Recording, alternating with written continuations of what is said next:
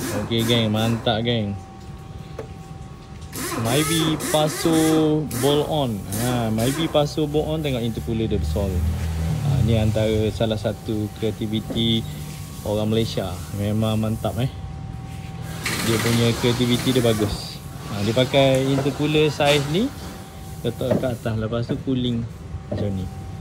Cuma apa yang, walaupun benda ni boleh support lah boost tinggi sebab dia boleh sejuk, tetapi apabila duduk dekat panas, apabila kereta tak bergerak apa semua, tak ada angin lalu, dia tetap panas. Tapi kalau untuk bila dah berjalan, dia akan sejuk lah, sebab angin akan sejukkan benda ni. Nampak tak? Dia ada kebaikan dan ada keburukan dia. Tapi macam kereta Subaru, dia pakai apa? Dia pakai intercooler kat atas. Tetapi kebanyakannya Conti, kereta-kereta tu dia letak dekat depan lah, bumper depan.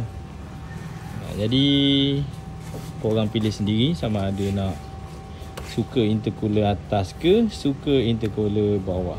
Cuba komen, korang suka intercooler atas ke suka intercooler bawah.